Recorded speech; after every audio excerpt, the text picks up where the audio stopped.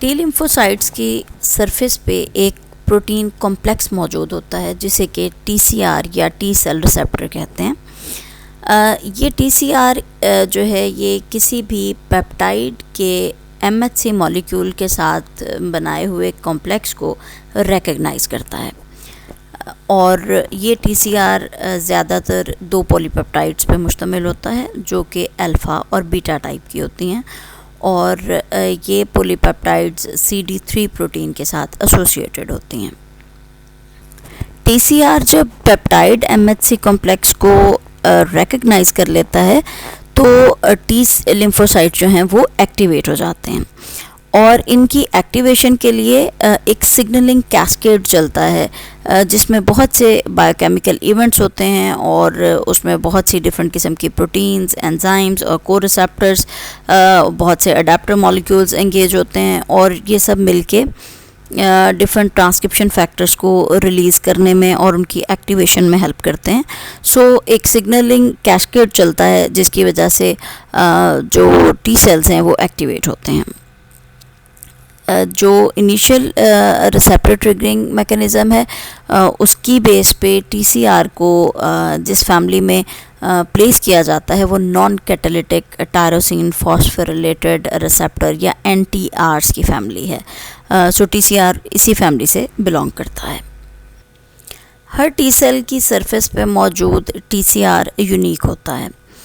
इसका मतलब ये है कि किसी भी इंसान के अंदर थाउजेंड्स टाइप के डिफरेंट टी सेल्स हैं जो कि मौजूद होते हैं। उनके सरफेस पे मौजूद करेक्टरिस्टिक टाइप का जो टीसीआर है वो मौजूद होता है जो एक दूसरे से डिफरेंट हो सकता है। जिस तरह से बी सेल्स जब एक्टिवेट होते हैं तो ये क्लोनल एक्सपेंशन होती है इनके अंदर और ये किसी भी स्पेसिफिक टाइप के एंटीजन के अगेंस्ट क्लोन ऑफ सेल्स बना सकते हैं। इसी तरह से एक्टिवेटेड टी सेल्स भी क्लोनल एक्सपेंशन के थ्रू बहुत से अपनी ही टाइप के सेल्स बनाते हैं, यानी क्लोन ऑफ टी सेल्स बना सकते हैं जो कि किसी भी एंटीजन के लिए स्पेसिफिक होता है।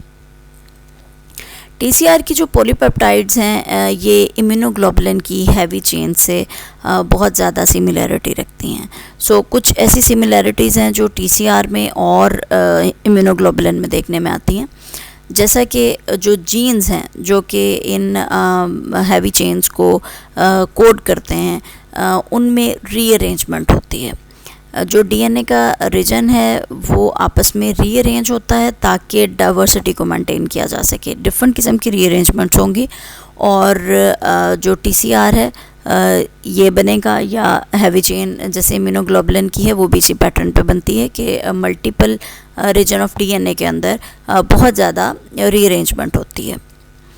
इसके अलावा जो वेरिएबल रीजन है इम्यूनोग्लोबुलिन का और टीसीआर का, इन दोनों में ही हाइपर वेरिएबल डोमेन मौजूद होता है जिसके साथ आकर एंटीजन अपने आप को बाइंड करता है। ये एंटीजन बाइंडिंग साइट जो है जहाँ पर हाइपर वेरिएबल रीजन मौजूद होता है ये दोनों में मौजूद है, एंटीबॉडी में भी और ये टीसीआर में भी मौजूद होता है। दो जीन्स हैं जो कि रिकॉम्बिनेज एंजाइम प्रोड्यूस करते हैं, एक का नाम RAG1 है और दूसरा RAG2 है।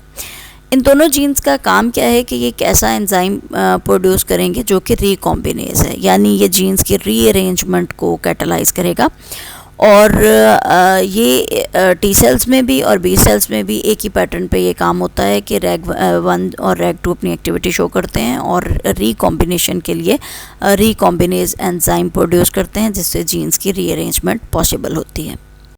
इम्यूनोग्लोबुलिन्स की तरह टीसीआर्स में भी वेरिएबल डाइवर्सिटी, जॉइनिंग और कांस्टेंट सेगमेंट मौजूद होते हैं जो कि आपस में रीअरेंज होते हैं।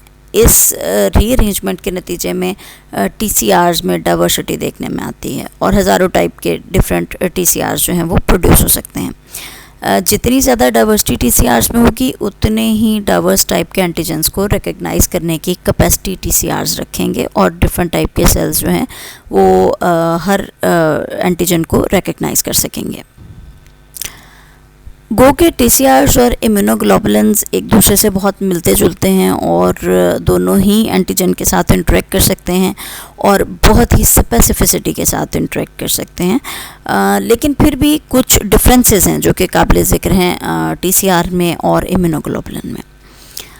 पहली बात तो ये कि जो हमारे पास टीसीआर है इसमें 2 चेन्स हैं, जबकि हम देखते हैं कि जब हम एंटीबॉडीज़ की बात करते हैं तो वहाँ पे 4 चेन्स होती हैं जिस पे एंटीबॉडी मुश्तमिल होती है।